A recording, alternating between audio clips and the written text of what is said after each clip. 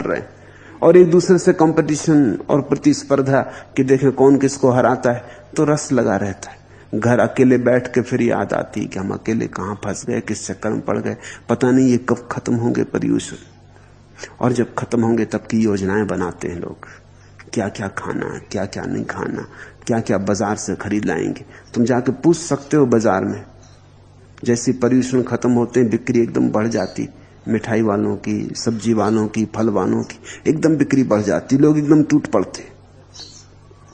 10 दिन इकट्ठा करते रहे विचार, योजनाएं बनाते रहे। उपवास कर लिया दिन में तो रात सपने में भी भोजन ही करोगे,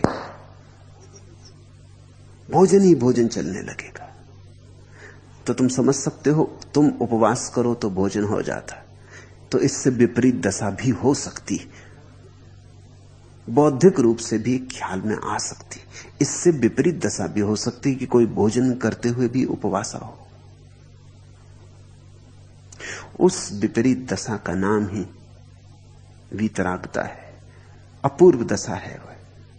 वहां तुम जल से चलो, पानी तो पैर को छूता लेकिन तुम्हारे पैर पानी को नहीं छूते। ज्ञानी मृत भी जीवित भी, या न मृत न जीवित। ज्ञानी को कोटि में रखना मुश्किल, इतना ही सूचन ले लेना। ज्ञानी को किसी भी कोटि में रखो गड़बड़ हो जाती, क्योंकि सब कोटियां संसार की हैं, ज्ञानी कोटि के बाहर है। वह न मरा हुआ है न जीवित ही है।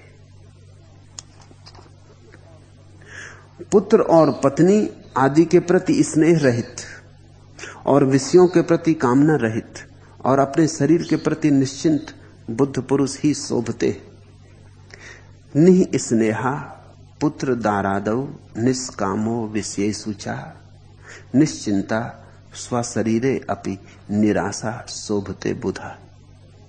महत्वपूर्ण सूत्र है, और जिस तरह से अब तक इस सूत्र की व्याख्या की गई है वो ठीक नहीं।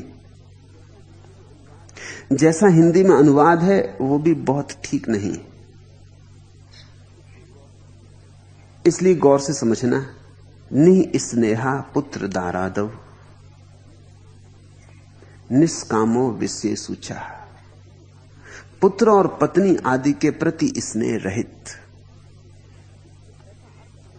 इससे ऐसा अर्थ समझ में आता है, टीकाकार ऐसा ही अर्थ करते रहे कि ज्ञानी पुरुष में स्नेह नहीं होता। ये बात गलत है। ज्ञानी पुरुष में ही स्नेह होता है, अज्ञानी में क्या।